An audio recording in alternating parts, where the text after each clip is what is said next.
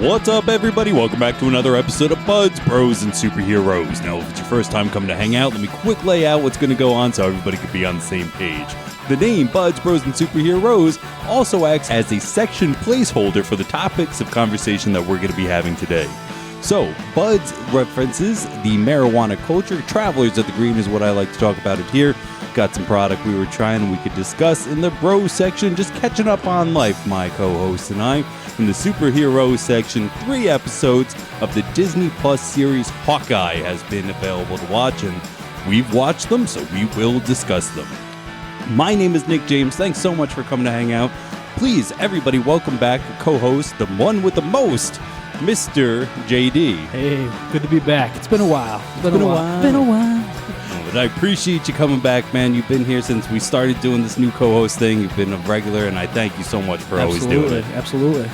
So if this all sounds like a fun time to everybody, let's get strapped on in as we enter into the Bud section.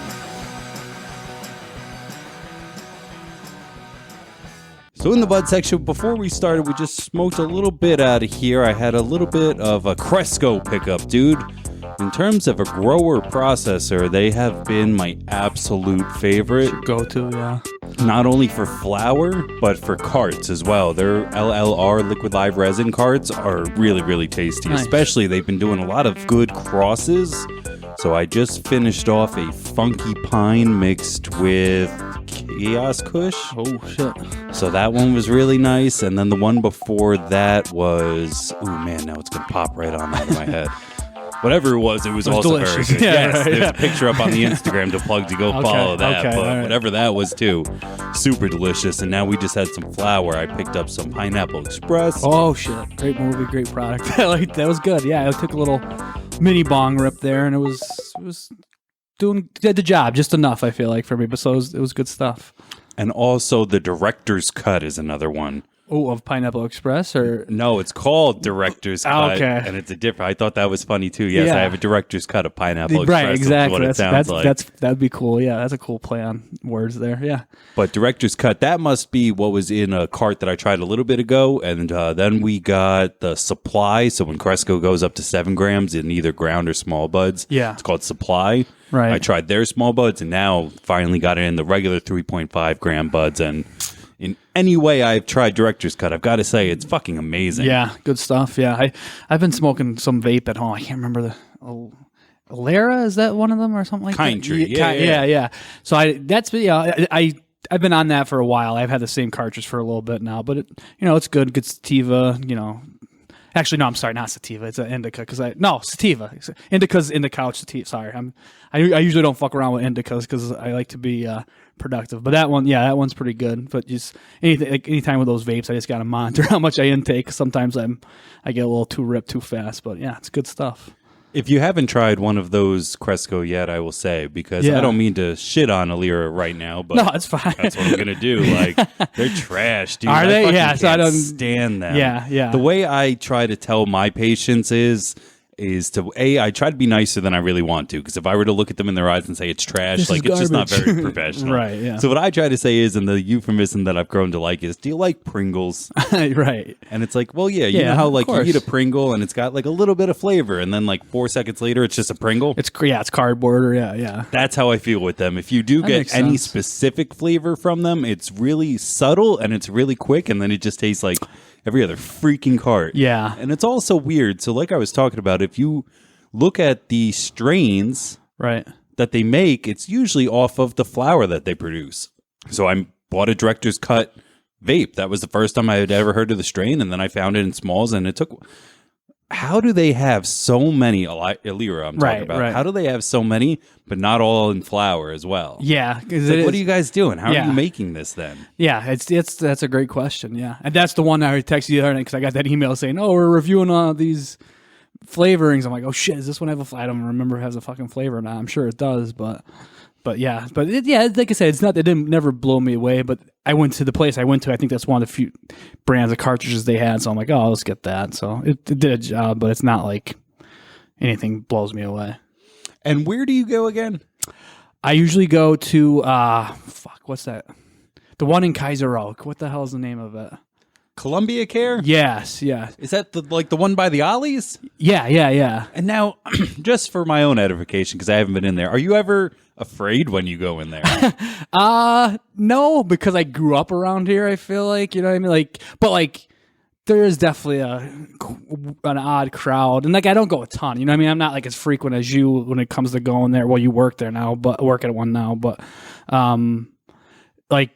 So I know what you're saying, yeah, because it is a odd location and it's a rough crowd sometimes, but it never really bothered me. I'm usually in and out pretty quick, so it doesn't really faze me. Because when I'm at work, more than once, at least once a week, I'll get a patient like, oh, this is really nice in here.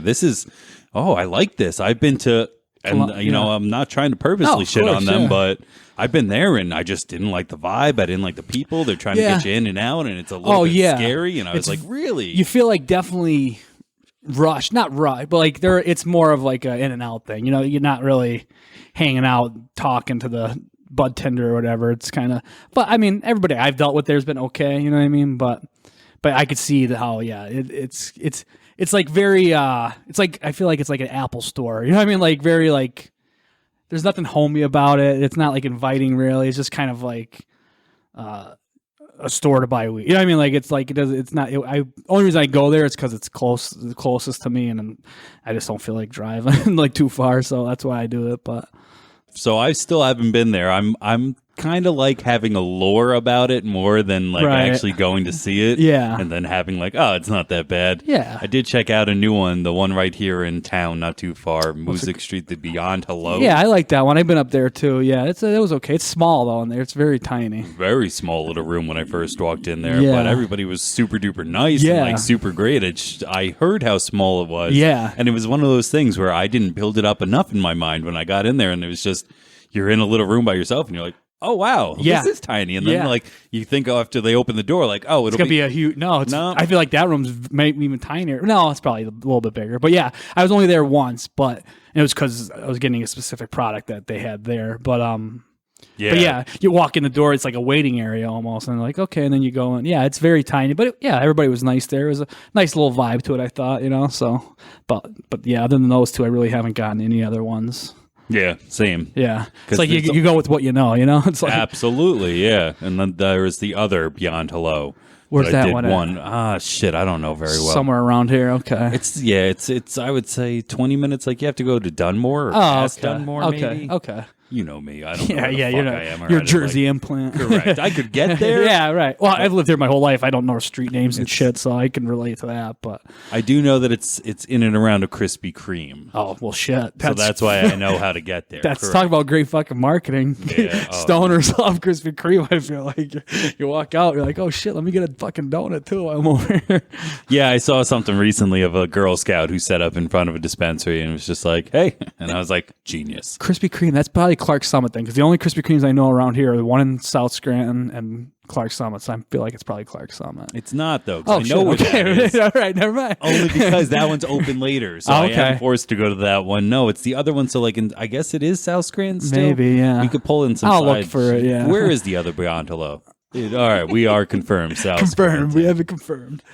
So, yeah, that one was much bigger than the other one. Okay. I'll have to check it out. But yeah, has it been there a while or no? I don't think so. I was gonna say because I've only known the one on Music Street, and I never realized there was another one. But that was something else before it was Beyond Hello. Oh, okay. So I think the one that I'm talking about there was there longer, but this one might have been a dispensary before that one came along, and then it got turned into one. It definitely changed hands once since I've been here. Okay, all right, makes sense. I'll have to check it out. Other than that, I'm still very much enjoying my Puffco. I know, this show has basically become a fucking ad for it, but if you like any type of concentrates at all, I have gone back to Farm RX. I was on here. We were talking about it on the show. Pot of Gold. Andrew and I were talking about it. Super nice. And then I went over to an INSA for a runts batter. And it's never the aim of the show, as I've said before, to shit on people, but I think I might be done with that brand, dude. Yeah. I picked up a bit of their new flour, and I was like, meh. Ice cream bean. And then I picked up a little bit of this runts batter, and again I was just like, it's the hype's not there as much as everybody loves it, but the price is nice too. So it's but anyway, I'm back onto I got some Farm RX. This is called Coal Creek Kush Live Butter. It is. Yeah, it's another super nice one. I've really been enjoying figuring out the different consistencies. And going through that kind of journey of this traveling in the green. So if you want to take a look and take a sniff. I'll take a sniffer. Oh, yeah. It smells good. It's very pungent. Stings the nostrils. No, it's good. I like it. I like it. It is. And the thing I like about it, too, super terpy, 13.18%. So, like, that's really high up there. Most of that being the myrcene, which is the nice body, calm, relaxing, which I could say I feel instantly. Then the limonene, which is that nice euphoric kind of shit. It was just like... Yay, so correct. Good shit. So in my opinion, it's like having your cake and eating it too, of like getting that nice relax, but not losing your fog, like losing it. Yeah, I got you. As always, though, in this section, I am very curious to any listeners out there. What are you guys smoking? Tag us on Instagram if you have some nice, what do they call that? Weed porn? Weed porn. Yeah, some people get some really nice pictures. I like following this one on Instagram, Cookies Queen 33. Just post pictures of delicious looking buds all day. So if you have any of that, you want to show me what you're smoking, hit us up on the Instagram, Facebook. If you are a longtime listener, there was a little hiccup in our Twitter. It is back. That's there too, but let us know what you're smoking on. Be a great thing. With that, though, we are going to close on out of this bud section and get into the bro section. So, sir, a little bit just more free-forming this time of what's been going on, you know? We saw each other for Thanksgiving for dessert, but in between that, like, it's been a minute. It's been a while. We can go back to that. But nothing, man. Just, getting ready for Christmas, getting ready for a couple movies coming out. Looking forward to, stuff like that, hanging out, Winter rolls around, I don't do too much, Not that I'm, like, very social in the summer either, but I get out more, do stuff outside. Winter rolls around, I don't want to... I was talking to a coworker the other day. I'm like, I just want to freaking hibernate, like I don't want to do anything. But yeah, not much. How about you? What's going on with you? The same, of work just being crazy. And wanted to definitely touch on that with, winter brings the shorter days and just to not get too heavy, keep it still light and fun. But like depression is a real thing in the winter and like it's seasonal depression, man. It's fucking real, man. The second you stop seeing the sun, especially, if you have to be at work at, I don't know, let's say 8:15. You see the sun rising and you get like a half-hour lunch break where the sun is out. And then 4:15 you get out, and by the time you really get home and acclimated, you're like, shit, I can't take the dogs out because it's already done. It's 4:30 and I'm done with the sun. Yeah, exactly.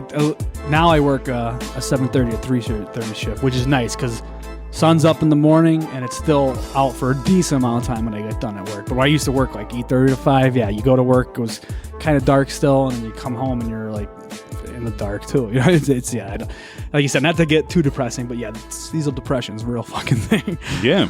So anybody going through that, I always like to talk. I just gave the shout out to where you can find us. Please do that because like it affected me even a little bit of like anybody a long time listener will know like it's been 2 weeks now since we had a podcast and brother Johnny got sick and that's a thing, but also my push to be like, oh, okay, well, let's try to work around or scramble or something. I was just like, man, we'll take a week off. Like I'm not feeling it. Winter like break, I also correct like a little winter break of like I need to focus on me a little bit because I am. It's important. Yeah, it's important. It really truly is. Absolutely. So anybody out there who's thinking, oh, I don't want to do it or I can't do it, like it's okay if you don't do something. Hit the fuck it button and fuck it for a minute. One good thing about being an adult is fucking not having to do shit if you don't want to do. Correct. Yes, in my opinion, if you're adulting semi-correctly with the correctly in quotations because there is no correctly, there are days where you can hit fuck it and nothing bad will happen. Fuck yeah. Hopefully speaking, the world won't collapse around you for 24 hours of it's all about me right now, motherfucker. Yep. Learn to say no. That's fucking important.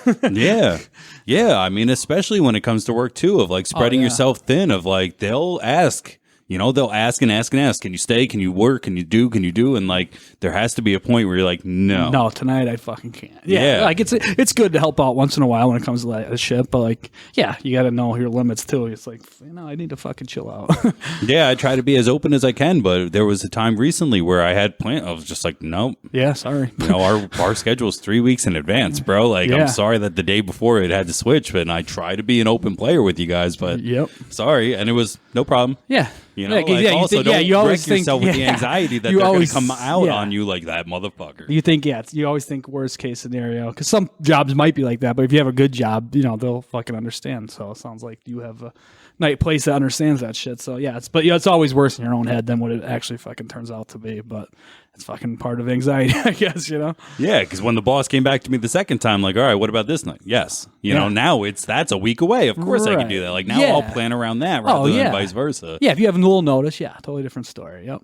But yeah, I mean, fucking, like you said, winter rolls around. I don't really do too much, but Spider-Man's coming out. So, like I said, I'm looking forward to that. You know, a couple other shit. Christmas, I always look forward to Christmas. So, yeah, you know, just trying to get in the Christmas spirit, I guess. That's a good marketing thing of like, I'm waiting for 2 men in red suits to come this month. Yeah, it would have been a good slogan. They should have fucking thought of that. I'm probably more excited for Spider-Man than Santa.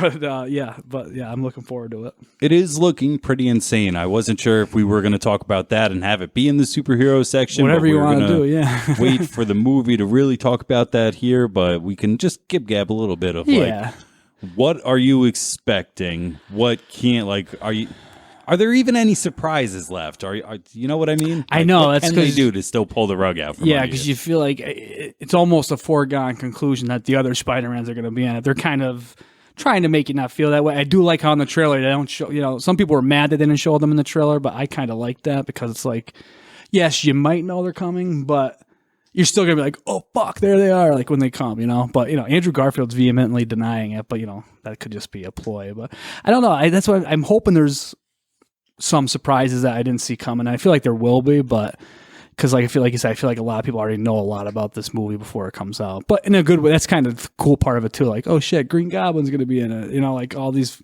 old villains, Electro, Sandman, Lizard, Octopus, Doc Ock, Ock. Yeah. So I feel like it's gonna have like major implications for going forward in the Marvel, you know, franchise. So I'm looking forward to it. I'm hoping, like you said, I'm hoping there's some surprises, but if not, I just want it to be a fucking good movie. That's all I really care about.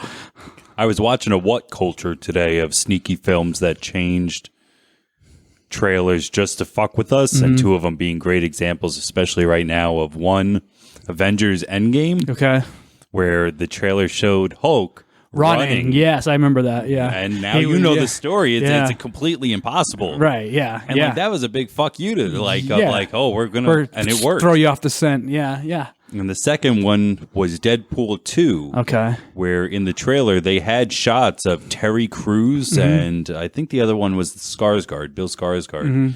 As their characters, but actually like kicking ass as if they made it to a mission rather than what they actually gave us of all of them except Domino pretty much dying on their way to the mission. Yeah. Just to keep that reveal really big and funny and shocking. Right. You know, Terry Crews showed up like and did action-y stunt stuff knowing this will never be in the movie.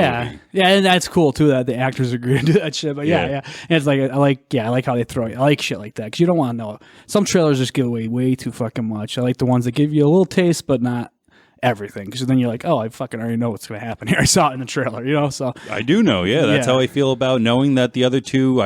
I'm firmly agreeing that Tobey Maguire and Andrew Garfield, maybe not as Spider-Man, but as Peter Parker, as a voice, as a something. And maybe not like a huge role as some people think it's going to be. They might just have like a little 2-minute thing, maybe, who knows. And that's fine with me as long as they're incorporated somehow. I think that would be cool. Because we know they have to in the fact that when this Doc Ock looks at Tom Holland, he's like, you're not Spider-Man. Yeah, you're not Peter. So he knows somebody else as Peter Parker, Spider, whatever. Right, yeah, you're right, yeah. So maybe that'll do something. Yeah. I'm excited. I do really hope that there's curveballs, though. Oh, fuck yeah. Because right now, I just we know it's going to end in a happy fucking ending, that it will come back. Or, I don't know. Maybe not. Now that I'm thinking about it, they ended that second one with like, uh-oh. Yeah.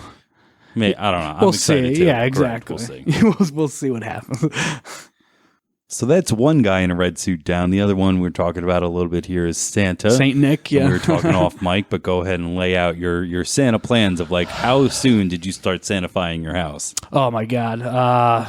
Before Thanksgiving, we got the tree up, put the lights out a little bit later, but it's been up for a while, which is nice because you get to enjoy it a little bit longer. You know what I mean? So we've been ready for a little bit now, but you know, I'm excited for my nephew. I'm more excited to see like them on Christmas because they're like, my one nephew's 6 now, and the other one's gonna be 2 in June. So he's of the age where it's gonna be his first Christmas where he, you know, is gonna understand what's going on around him. Like, my sister's terrified he's gonna rip the tree down because he's crazy. But so I'm excited for that. But yeah, we're getting there. We're getting in the Christmas spirit. So I'm just looking forward to spending some time with them and, seeing their reactions to Saint Nick.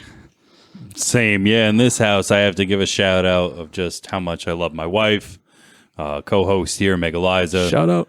Just because the puzzle that I'm doing, that if once again you're a longtime listener or friends on Instagram, you could see it sometimes as it's progressing. 3,000 pieces. Difficulty level is much higher than I thought. I really truly thought I could have it done for Thanksgiving, and now, what is it, the 6th? Yeah, December 6th. Yeah, no. It's obviously not done. I'm trying to get it done as soon as possible, and this is all relevant to the I'm sorry, dear, of it's in the way of where we're going to put the tree. Yeah. I cannot put the tree up without getting the puzzle done. Yeah. So every day I don't get it done, my good lady wife has to wait another day to get her tree up. And I know she wants it up, and I was good enough to help get the lights outside, and I've been trying real hard to be really positive about it. But fuck, dude, this puzzle is so fucking hard. Yeah, it's pretty intricate. It's the one out there. Yeah, it's pretty intricate. Yeah, I mean, God love you. Yeah, I know you guys love puzzles, man. I tried doing one during quarantine. I fucking hated it. But I mean, I like them when they're done. I just don't like the act of getting them done. But yeah, you got to get that shit done so you can get that tree up, man. Yeah, I did a 1,000 piece one, and I got a little cocky, and I was like, 3, because not to make excuses, and I believe I've said it before too, of like, there's only one shape of puzzle piece in this one that I'm working on now, which makes it difficult. There's, at least with the other ways of doing it, you can rule some out, and this is all 100% pure color. Right. So there have been times where I've had to pull pieces out because, yes, it fit, and it looked like the same color palette, but it was actually wrong, and it's taken a little bit. So thank you. I said thank you, my wife, because I love you so much. And she's a saint. I know you want your tree up, and we're working. Do you guys trying to get it. Do you guys have a fake tree or a real tree? I don't remember. Fake tree. Yeah, that's what. Yeah, fake tree for us as well. Fuck those real trees. Growing up, we at least had one of each. Really? Least. Okay. Yeah, and I personally can't stand the live tree Clean either. it up and shit. You know what I mean? Clean up. The smell is nice for like the first hour, and then I'm like, like every other smell, you get used to it after a while, and you can really only appreciate it coming in, and then acclimate, and it's gone again. And I've heard horror stories too, like with one a coworker brought it home. There was filled with like bugs and like insane amount of bugs. They got all over her house. And one coworker's real tree, like died like a week within like getting it. So yeah, I just stick with the artificial. I feel like for me, it's just easier, and I agree with you. I don't want to deal with the cleanup and all that stuff. So. And then one last thing to touch on in here, I can't wait as well. I am also a funkle, is what we're called. We're right, fun. Yeah, we're the fun guys. We went awesome for fucking Christmas, if you ask me. We got them like Gifts a real and trampoline. Shit. Oh shit! Like nice. when I say one? Real, yes, I mean like all 3 can go on at big once. One, yeah, yes. not like the little guys. Not like the little Tykes one or the one with just the bar, or even like a bigger version of a small one. Like this is for the big boys, if you will. That's awesome. We got my one nephew like a toy.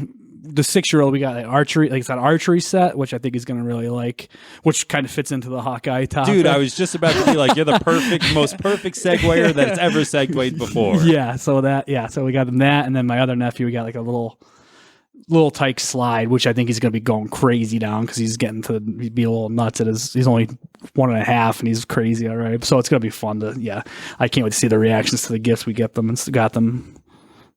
And it's definitely, too, just to say about, you're talking about the younger nephew then, the second child, which is also a boy. Yeah. I'm finding the same thing of it's not so much that they're crazy. It's just like, I'm watching him do it. It'll be okay. Exactly, It's just like, I need to live up to that. Yeah. And I'm going balls. Like, that's the same thing I see in my second nephew, too. Just like, dude. Yeah. Relax. He sees the older one doing shit, and he's like, "Oh, I could do that." And it's like, well, no, you're a little too young for that. But yeah, he's just watching him, wants to be like him, I guess. So now, do you find the old one also gets on the no train, and then that just like? Because I will find that the younger one does something and the bigger one go, no, you're not ready for that. And that'll piss the younger one off even more and be like, Quinn, oh, fuck you. I'm going to do it. Yeah, Quinn, the 6-year-old, he always puts Rowan in his... Rowan kind of, the younger one, annoys the shit out of Quinn because he always wants to be around. He's only 1.5, but anytime he sees Quinn, he's running after him and Quinn's like, no, you can't do this. So, yeah, and then, like you said, the younger one gets a little fired up and is like, no, I'm going to fight. He's like, you don't want me near you? I'm going to annoy the shit You're out of not you. my mother. Yeah, exactly. You're not our mother. Yeah, you're not our tell me mom. what to do. Yeah, which is funny because they both call my sister their mother by her first name. They don't call her mom. It's hilarious. She gets so annoyed by it, but That is fun. I was literally just talking about that with coworkers. And shout out to my biggest fan here. The biggest fan of Buds Bros and Superheroes is my mom. Actually, listens to every episode. Yeah. But there was a point, and I was telling my coworkers of we'd just be in the supermarket and she'd leave, would just go and find something or stay right here. I'll be right back. Yeah. So eventually I'd start, Mom, and like 5, 6 other ladies would raise their head. What? So eventually I was just like, Denise, just Right, yeah, find well, her. yeah, And it just ever stuck of like, yeah, I call my mom by her first name because A, it's her name. B, everybody else gets to use it but her. Yeah. Or but me, I mean. Right, exactly. Fuck that. Yeah, I think that's why my nephew, because they just hear everybody else calling her by her name, so they're like, why we get to call her that too. So, And it's a great safety factor too. it is, yeah. Like If they ever get lost, they can't go right, looking for mom and dad. You have to tell whoever. what's I'm your looking mom's for name? correct, Yeah, yes. exactly. Yeah, so I never thought of it like that. Yeah, you're right. That's a good point. Because that video came out, if you remember, of the little boy, the Linda boy, like Linda. Oh, I love that kid. Yeah, And like a lot of people are like, how dare you? And they're like, he has to know my name. So that's what made me fun. think- I love that video too. Linda, listen to me. Listen to me. Great video. Great, yeah, absolutely. Oh, before we moved on, I don't know what you're, but this is not really a bros thing, but the Harry Potter special. Are you pumped about that or no? Hell yeah, dude. Like what? I wanted to ask you about this because I'm a Harry Potter fan, but not like I've seen the movies. I didn't read all the books, but like, is it like a reunion or like a talk show reunion, or is it gonna be like a move? Not a movie, but is it gonna be like them acting in it, or is it? Just, no, I okay. think Daniel Radcliffe, Emma Okay. Watson, and Rupert Grint will be there compared to Ron, Harry, and Hermione. You know Okay, what I mean? yeah, because I saw a trailer today. Like they dropped some sort of. I didn't see that little one yet, so I teaser. might be stupid. I might be No, ignorant on it that. could be. It wasn't really. It didn't really show much. But I'm like, wait, is this gonna be like a? I think it's like the Friends thing. Right, which it makes sense because HBO Max. But I just was like, oh shit, if they kind of did like a little story, which could be cool and also could piss people off. But I figured it was probably more of like a talk show thing, but it wasn't positive. Just that trailer kind of threw me off a little bit, but it really didn't show much. But I was like, oh shit, maybe this is like a little skit type thing or something. But I wanted to ask you about it because I know you guys are big fans, and I wasn't sure exactly. Yeah, I was talking about it with my cousins over the weekend of not being 1,000%, but I do believe it's like a talk show reunion. Yeah. Behind the scenes get together. Yeah, I'm sure it'll be like set like in a castle or Celebration, yeah. something. Yeah, yeah. If I had to guess, yes, they'll go to the Harry Potter experience over in London. Then Yeah. they'll be sitting in the Great Hall or Right. something. That'd be a set cool, that they yeah. already That'd be had cool. set up. Yeah. If I was a betting man, that's what I would bet to see. And you're right, that's also coming out. Is that I the think it's New beginning Year's of the Day. year? I think it's New Year's Day. Yeah. Couldn't remember if it was Yeah. 12, if it was Christmas Day or New Year's Day, Yeah. but Yeah, I'm pretty sure New Year's. Yeah, January 1st. Yep. nice. But yeah, yes, sir. Very excited. I was like, to see shit, that. I gotta talk to Nick about that because I know you're into that. Hell yeah. Like I said, I'm a fan. I just never not deep dived into it, but I like what I've seen.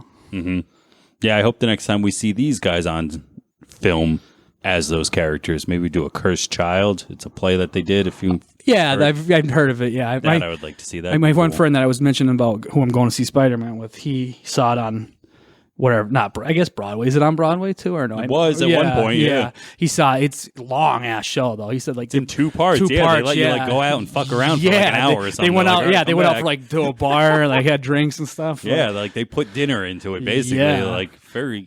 That's kinda cool. But if you're a fan, yeah, that's awesome. You know what I mean? Like if you're not a fan, then you're like, oh shit, this is gonna be brutal. But if you like that shit, yeah, it's pretty cool. It's like Zack Snyder's Justice League. If people are like, wow, it's 4 hours, and Zack Snyder fans / Justice League fans are like, Yeah. it's only 4 hours. Right? What the fuck? We You want know? more. Yeah. So I could totally see doing the same thing with Harry Potter. If like 2.5 hours in, like, all right, let's go get a fucking drink or do whatever, you know. Get some obviously. butterbeer. Yeah. Yeah.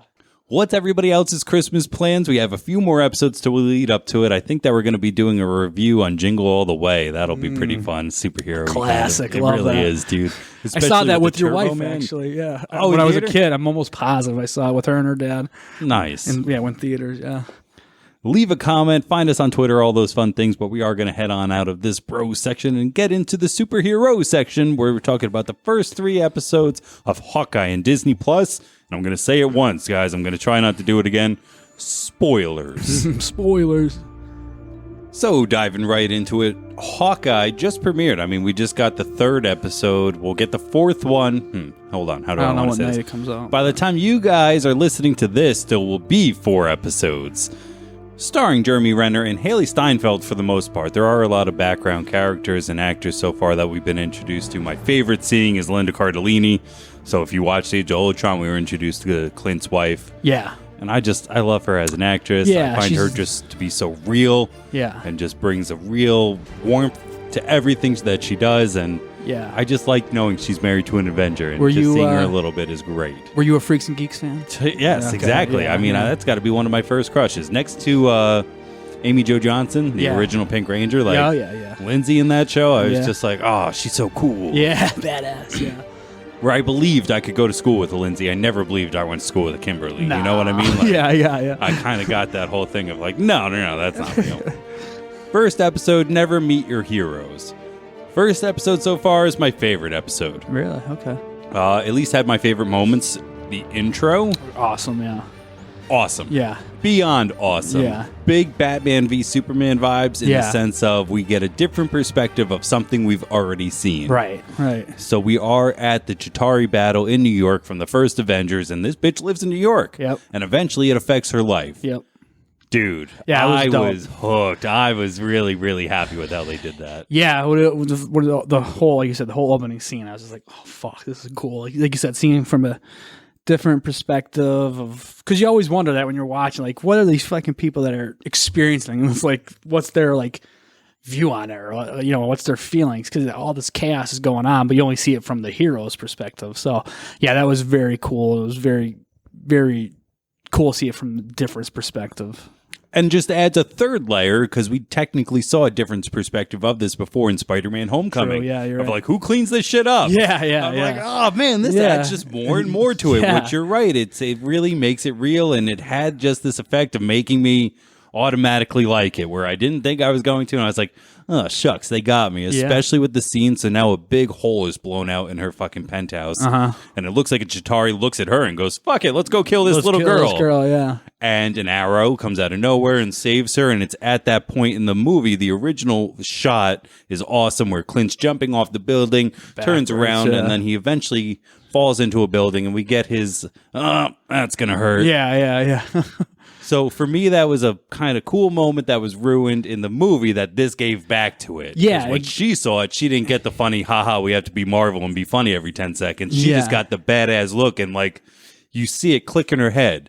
And this whole story that I was like, they're never going to, like, why would this happen? Automatically was sold to me of like, oh, no wonder she worships the guy. Like, cool. Yeah, right. Like you said, it was kind of, I was wondering too, like what's the relationship? How are they going to establish that relationship? And yeah, it was cool because it was a hero. She was in the middle of chaos and she sees this hero, like, jumping from a roof, shooting a fucking arrow. So yeah, it was a cool tie-in, and it made me care more about Hawkeye in general than I thought I would. You know what I mean? Like, I'm like, okay, this gives the show a little, I don't know what the word I'm looking for, but it gives it some like gusto or something. Credibility almost. Credibility. Like, okay, we can support a Hawkeye show based on this person's feelings off that one moment. Right. Hang your hat on that. Let's go for that. And they strayed away from it, in my opinion, as we continue. We'll get to that in a moment, because I did want to also, while I'm complimenting shit, of getting that shit going quick, the credits were amazing too. The opening credits of passing the time and like showing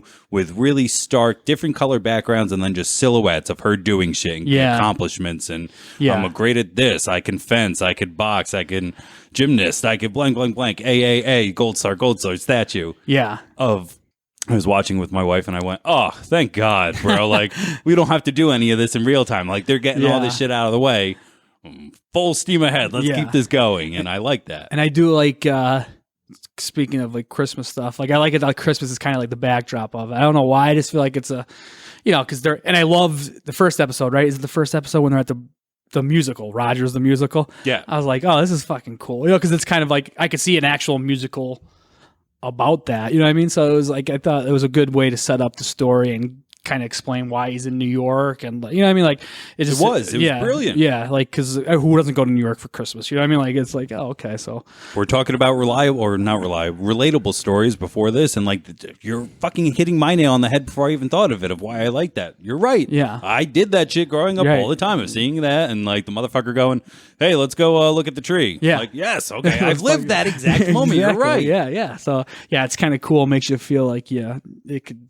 you could be in the show almost. You know what I mean? Like you're part of the whole world or whatever. Absolutely. And the other thing too, of maybe it's them making fun of themselves, maybe it's them not cashing in on a great idea. But there is a Rogers the Musical, the play that we're talking about on Broadway. And what I would imagine the title track being that we get introduced to, and the main driving force, and I'm going to try to sing it, apologies to everybody, but it's Steve Rogers' centered song about what he's doing, and it goes, I could do this all day. Yeah. And I was like, that's another thing. Like, you're either really self-aware and making fun of yourself, or you don't realize, like, oh, dude, you would totally sell that if you could. Yeah. Like, but I found it so fucking funny. And it's funny, too, that he's at a Broadway musical he's a character in. You know what I mean? Like, just think of how that probably feels, like seeing something major event that happened in your life on a Broadway musical. You're like, okay, this is not how it fucking went down. You know what I mean? So I thought that was funny. Like, it was a little funny part to it. Now, a weird thing that will tangent us over the next 3 episodes that I wanted to ask you about is, what is this wedging of Ant-Man? So in the play, he says, yeah, this is kind of what happened, but he wasn't there, referencing Ant-Man. Mm-hmm.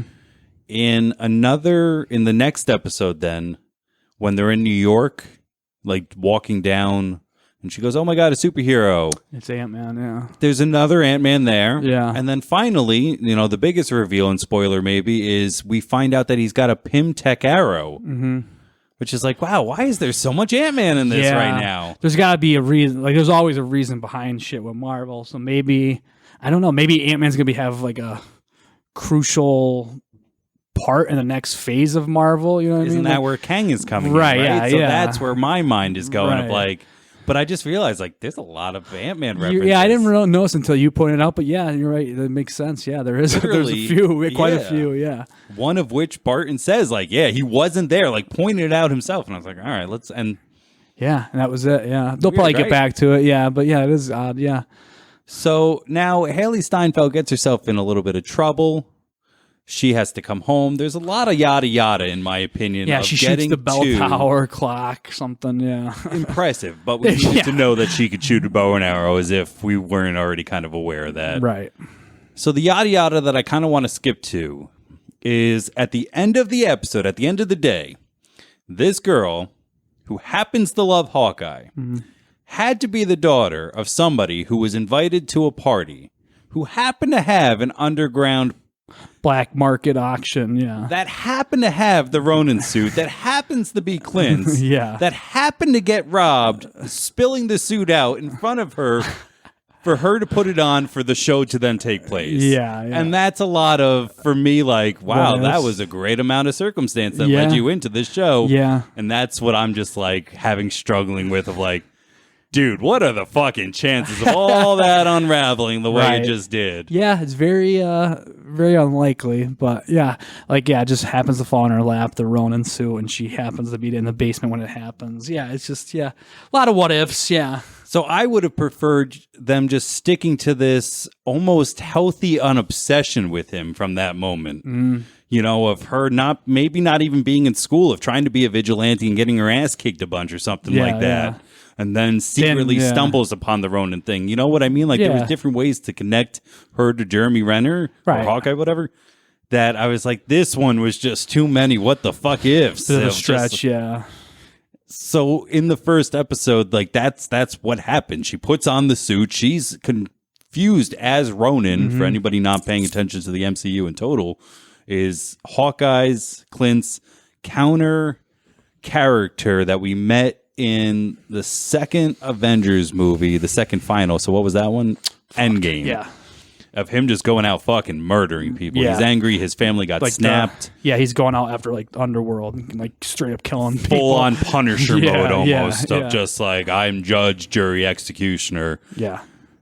And now the people who suffered at that executioner hand, if you will, are like, oh shit, he's back, let's go kill him. And now they think it's her. And that's Right. really what is leading this story for the next 2 episodes, probably the next 3 after that for the full series. And once again, just to make sure anybody who didn't hear my blowhard point of like, it took a lot of what ifs to get this story off the ground. So Yeah. there are some times where I'm like, all right, let's keep seeing where this is going. Well, yeah, even how they meet, he goes and finds her, and he because she's wearing the Ronin suit, and then he catches her and he takes off the mask. He's like, "Oh, are you kidding me? It's a girl," and it's just You're a kid, yeah. yeah. So yeah, it's a bit of a stretch, but and then he's like kind of thinking like, not to get ahead of ourselves, like he thinks it's only gonna be a couple of days, and it turns out to be a lot longer. So I feel like it's just they're gonna stretch out this whole relationship, and we can perfectly go into hide and seek, which is episode 2. I think that was great. Clint has to help Kate disentangle herself from the tracksuit mafia and a real-life murder mystery. Yeah. So there is some depth playing in there with the murder mystery Armand, of who right? her mom is engaged to, who his uncle was. Armand, his name was Armand, and something. She stumbled into his apartment, found him dead. Yeah. Of course, in the Ronin costume once again. She really fucked up putting that thing on. And there's like these butterscotches with his name on it. Like it's fucking Imagine being so rich you can get your own butterscotch engraved. Fuck man, I used to love Werther's butterscotch. But yeah, if I maybe if I get rich one day, I'll fucking have my own labels for my own candy. Yeah, just come on in. Would you like a JD candy? yeah, exactly. So she's kind of caught up in all of this, and he does have to get her out. Like we were talking, he's got to send his family away. Shit's not safe anymore. I got to stay here in New York. And that is sad about it. He's just trying to, because somebody I was watching, that Eric Voss, we talk about him quite often here for the New Rock Stories, of like, this guy just had how many Christmases alone? Right. And now maybe this is the first one really back and trying to get stuff, and avenging gets in the way. Well, I think that's part of why I like the show too. I feel like that's gonna be a major story arc, is like him trying to get back to his family before. It's like it's in a weird way, it's a Christmas show. It's an Avengers show. So like it's a cool mix up, a mashup. I feel like so. Yeah, like you said, he's been away for so long. He's been promising his kids he's gonna be there for Christmas, and it's just like every time he thinks he's done with this Haley Steinfeld, something happens where he's got to like stay with her and make sure she's okay. So yeah, it's a little pulled on the heartstrings a little bit, because you feel bad for the kids and him. And a separate little side angle to talk about a little bit of what you just said. It's surprising to me almost that it took Marvel so long to have a quote unquote Christmas show. Yeah. Like you said, because now this will play every Christmas. It'll be a part of the Rolodex of Christmas. They are really aiming it with, I think, if I'm not mistaken, every end credits ending in a Christmas song, and a quite fashionable one too. It's not even like a weird one. It's one that we all know. And being in the city, and so it's kind of cool. You're right. It is a mashup, and it's one that I'm like, damn, Marvel / Disney. I'm surprised you didn't fucking go ahead and pick this cherry for all it's worth. I feel like they're gonna. It's going to be, like you said, every year they're going to have this, and it's going to be like in the Christmas collection or whatever. Yeah, it's great marketing. Yeah, perfect. That's exactly what I meant. Yes, look at the Christmas collection. Yeah, it's like, the Hawkeye show. Oh, it's a Christmas show? Let me turn that on. yeah. But yeah, it's the second episode. I do like, I don't know, did you ever watch Better Call Saul, the show, or no? No. The fiance in Hawkeye, the mom's fiance, the guy with the mustache, he is in Better Call Saul, and I was excited to see him because he was really good in Better Call Saul, and I'm interested to see what his story arc's going to be, because there's obviously some weird stuff going on with him, but so I was excited to see that actor because he is pretty good in that show, so it's going to be interesting to see where that goes. As I'm reading too, just trying to fucking remember what happened, because like this one gets lost in between 1 and 3 really hard, and I literally just watched them. That's always my problem with binging shows, is like I watch like 3 in a row, because I watch like pretty much all 3 of them within a day or 2 of each other, and like they just all blend together. So like I can't remember what episode happens and what happens in what episode. Something definitely happened at the end of the first one in the Ronin costume of saving a dog. A dog kind of saves her, bites somebody, and while the heist is going on, in which we were talking about, she gets the suit and the dog's biting someone, and then she kicks that guy and the dog runs away. She follows the dog almost gets hit, she saves it, blah, blah, blah. Takes it home, starts feeding it a bunch of pizza. Yeah. And I'm like, what the fuck are we doing? Also, don't know if it's a character trait or just something, I don't know. Yeah. Dog doesn't have a left eye. Yeah. So I don't know what the fuck this dog is doing. If it's supposed to be like a clairvoyant dog or I don't know why they're going to play like it's Natasha reincarnated. Look, this dog's here for us. Or I don't know what the fuck's happening. Yeah. It's a very strange point that we're going through. And what are your thoughts on that? Yeah, I didn't give it much thought, really, the dog. But yeah, like you said, he's kind of there, and just there's got to be more to that too. Yeah, because like what's with the eye? Why is he missing his eye? And there's it's gonna be interesting to see what happens there as well. Just not, it wasn't as good as the first one, and the first one wasn't great for me. It opened great, but it ended pretty slow, and then we have to relive the last 2 minutes of that as the first 2 minutes of this episode, so it really bled together pretty much to the point of taking us into the third episode, where we meet some really, like, now it's, in my opinion, that episode cooked a little bit more. Yeah. I love the I gotta say, I love the Tracksuit Mafia. I think those guys are hilarious. Bro, don't worry, bro. We'll definitely do it. Yeah.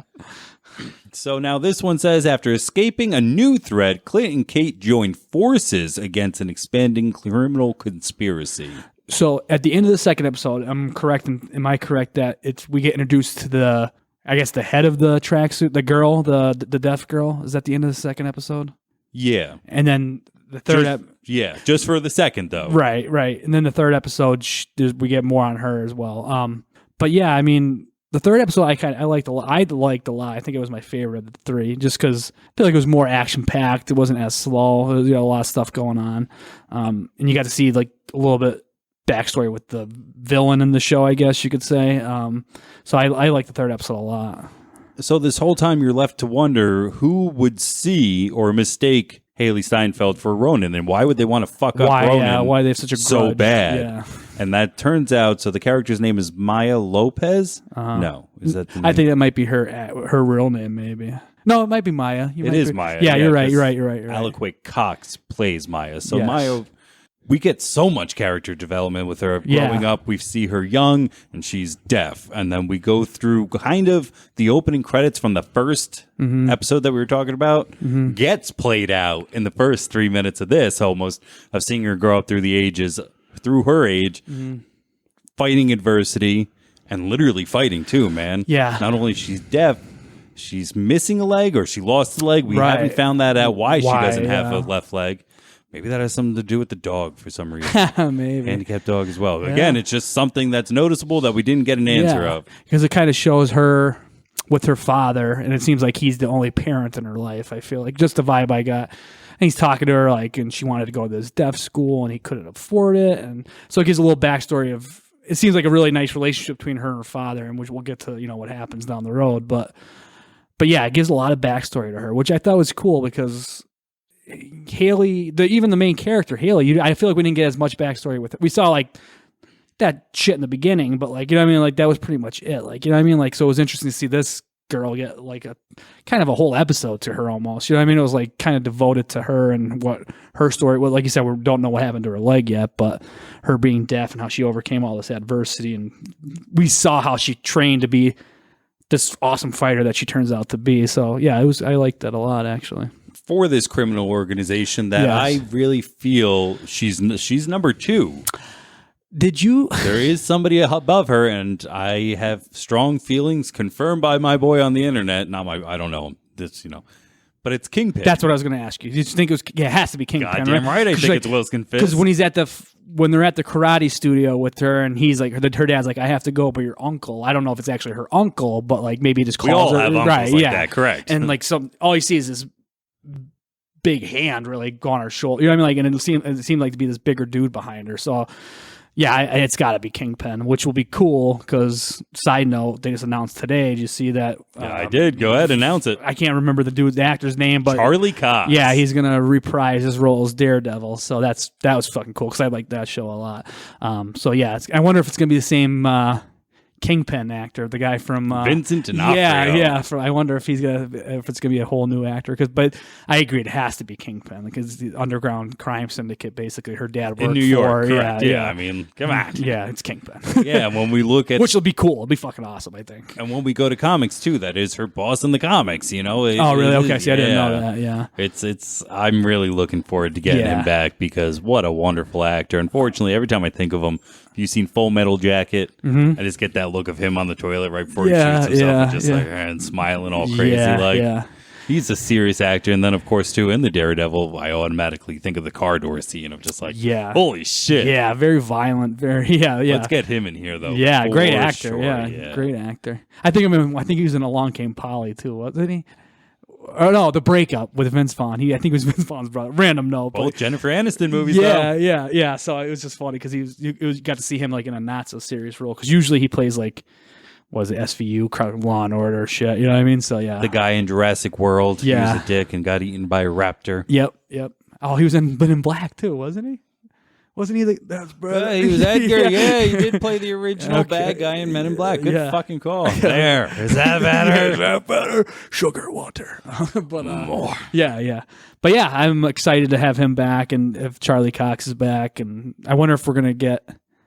Does that mean everybody else? Does that make it canon that now the Defenders were there? Yeah. Because the whole time, the thing, we talked about this particular incident now, how many times of the portal in New York, the first Avengers battle, and in that universe, which may be the same, it is referenced, but not by name. It's something like it takes on the name of, the event, before and after the event. Yeah. So, like, that's not even the snap. So No, who knows if they're still there or what the snap did to that universe. Right. We might find out, but a lot of possibilities. Yeah. we were talking about Spider-Man. I'm fully expecting a Charlie Cox, some sort of reference. in Spider-Man movie. Yeah, like we tried to get you Murdoch and... Yeah. Whatever the fuck. What the fuck? I want to say Humphreys, but no. No, it's some. Since you say, I'm gonna be like, I'm gonna fucking remember. I know. Foggy. Jesus. Foggy. Yeah. We tried to get you Murdoch and Foggy, but they were busy. Yeah, Just like that's all I want. It's small something like that. To just be a like, little here we taste, are. yeah. Correct. Yeah. Everybody else wants them to show up. And I'm like, nah, just a small little... You don't need it. Yeah. Even if it was just Foggy and all of us went... or maybe an after credits, like the after credit scene, if he showed up there, like a small part. But yeah, I don't need him full per se in the movie, but just a reference or something. Yeah. But I would like a full Kingpin in this, kind of going back to that. That would be cool. I think he will be, yeah. I think they're setting it up for he's going to be in this. You're talking about Hawkeye, right? A full Kingpin. Yeah. I think he's going to, maybe not till the very end, but I feel like he's going to have a cameo or something in the show for sure. And the other thing they did in this episode that I wanted to talk about is they early established that Clint is wearing an earpiece for his hearing loss. I liked when they're like, why do you wear that? And they just show him in all the movies and shows he's been in just getting fucking beat up. And he's like, it's hard to say. I think that's it's real. Yeah. That's funny. Yeah. And that could be funny for funny's sake. Like, that's one of the jokes where I was like, that landed perfect. Yeah.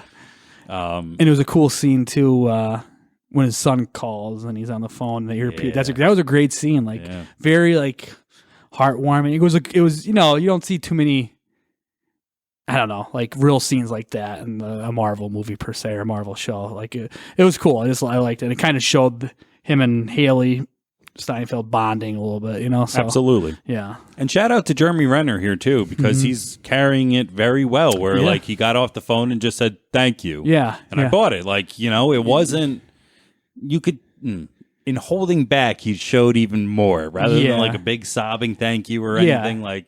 Yeah, it was very subtle. You could tell it was heartfelt, but it wasn't like, oh, thank you. Yeah, I get what you're saying. Yeah, I love him in this, and I really am enjoying he is that. Good. He is getting a little bit of a polishing, a little bit more. Oh yeah, because honestly, like Hawkeye was always kind of an afterthought in the movies. I feel like he really didn't have much depth. He didn't get his own movie. Yeah, before he launched. right, exactly. He got a cameo in Thor. He was, he was always with Scarlett Johansson, not Scarlet Witch, but anyways, he never had his own movie or own story, so it's cool to see some a little bit more, like you said, polishing and back some depth to him than just the guy with the bow and arrow that's like always there, And speaking of Scarlett Johansson, Black Widow, Black Widow, we see him staring at her character in the first episode on the stage on the Broadway, and like that was a moment where I was like, "Ooh, shit!" All right, wasn't so there a like he bit of said? feels. Wasn't there a line too? He said, or I can't remember. She saved my life, or so. I can't remember. That's what I'm going to bring up now. Yeah. So later on, as Haley Steinfeld is being interrogated by these people of like, why are you wearing the suit? If you have nothing to do with it, why are you here? Mm-hmm. Eventually, now the interpreter comes in because even though Clint is hard of hearing, he knows a little bit of sign. But eventually, all he can do is more cookie. One of those force jokes. Anyway, he says about Nat like, if who killed Ronan, and he says Natasha Romanoff, and the interpreter says to her Black Widow, which I thought was a nice detail. If you watch Clint say it, he says Natasha. Yeah. So basically what he's saying is my best friend killed Ronan. I am Ronan, but he doesn't say it because he can't. He can't cop to it. But I know Ronan's dead because Natasha killed him. Mm-hmm. And by that sentence translates into she saved Clint from Ronan. Mm-hmm. And that's what we saw a little bit in Endgame. And I was like, that's brilliant. Yeah, it was cool.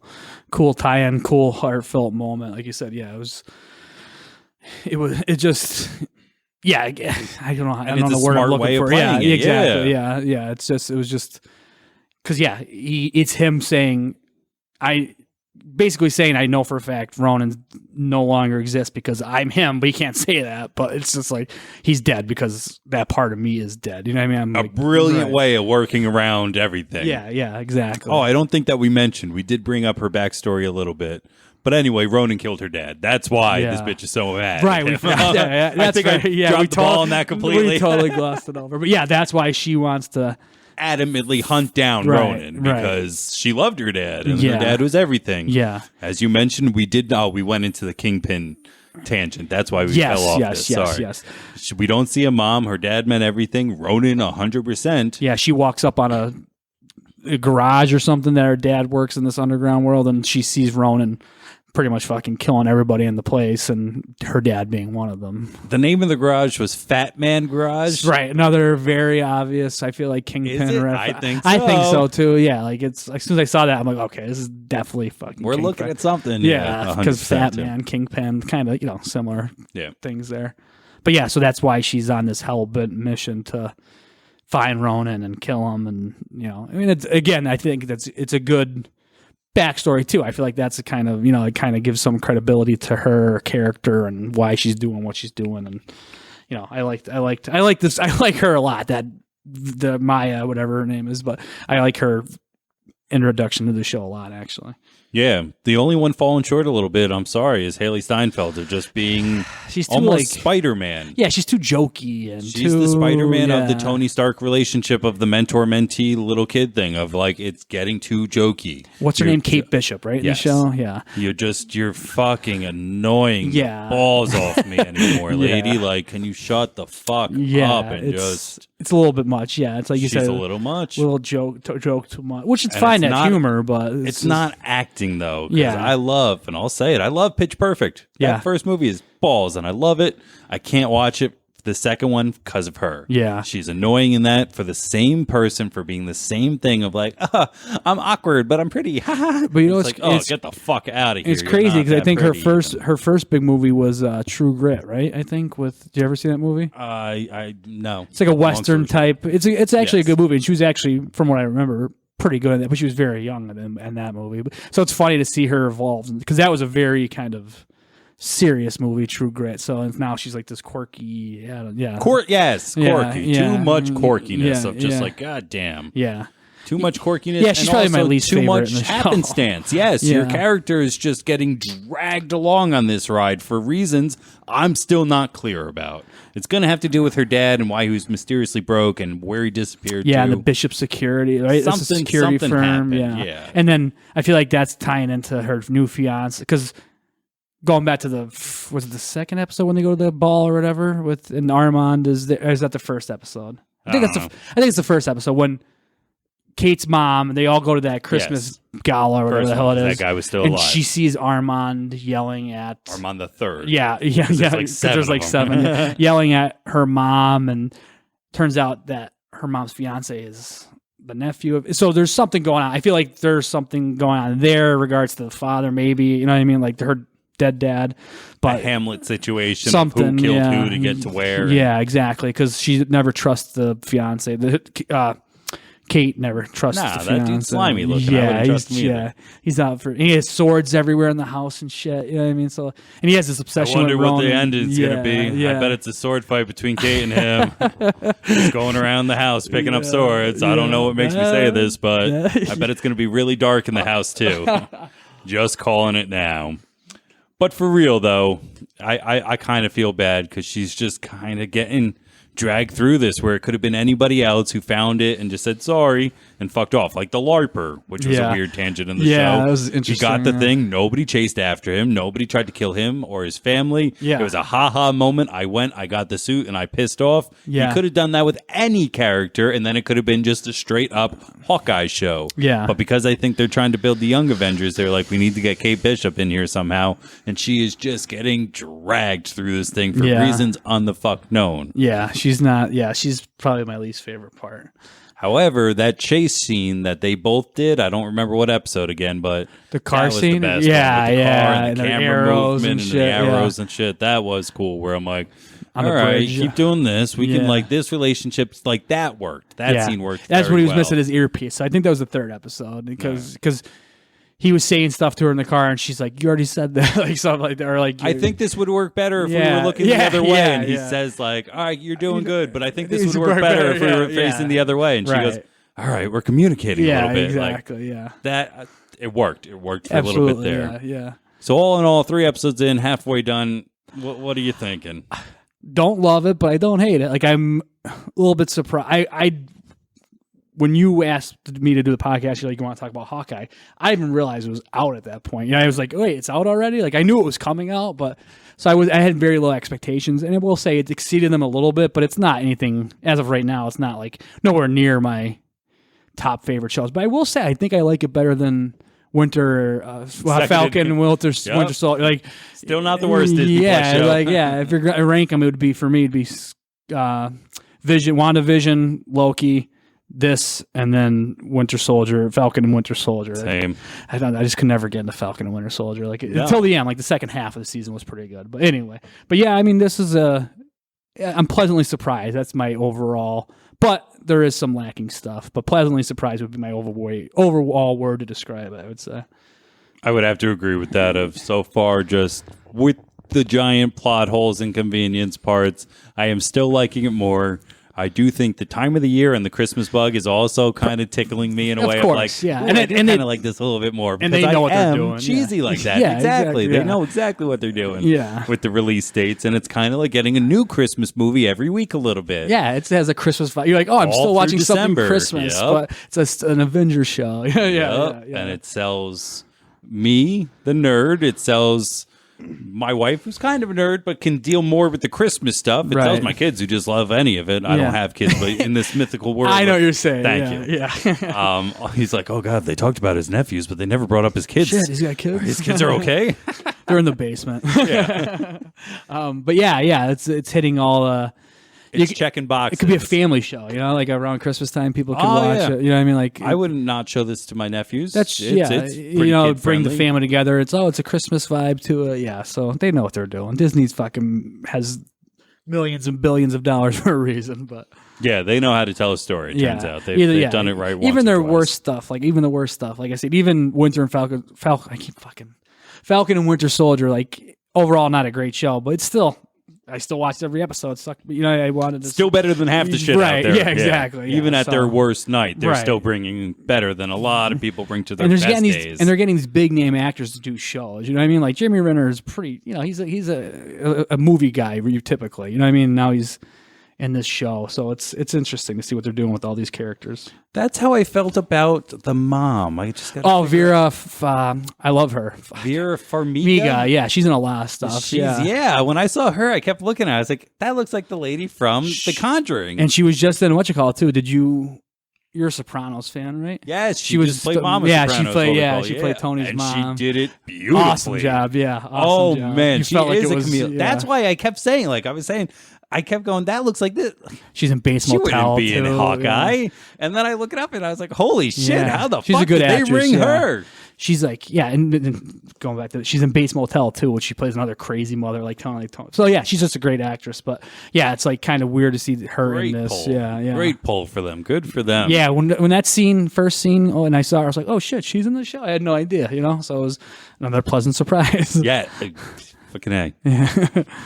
Good stuff. I enjoy it. So hopefully, it keeps getting better, and I hope they introduce Kingpin, like you said, and we'll see where it goes from here, I guess. In my opinion, it really can't go anywhere from up. Yeah, right. Number 2 was really fillery, and even at its dip, it was Yeah. You know, we're talking about it like, but I'm kind of looking forward to Yeah, the next one now that I'm caught up. Yeah, it's something to look forward to. Yeah. What's everybody else out there thinking? You know, we really want to hear from you on the Facebook, Twitter, Instagram, all those fun places. Leave a comment down below if you happen to be on YouTube.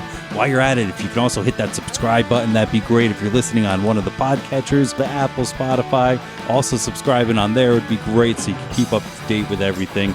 We'd really appreciate it. I really appreciate your time, sir. I say it all the time on this show. Time, there's only 24 hours in a day. I can't believe that you'd spend any of it doing this stupid shit with me. So I appreciate you so much, JD, for coming as much as you do, hanging out as much as you do. For the text that we have, the three of us with Mark, the other co-host on here, is shit that I love doing. It's nerd culture, I really enjoy the relationship that we're forming. And for sure. It's really awesome. Thank you. Really, thanks for having me, man. Can't wait to do it again sometime. And once again, thanks for everybody on the other side of that. My name has been Nick James, hosting with the great and powerful JD. Buds, Bros, and Superheroes are out of here.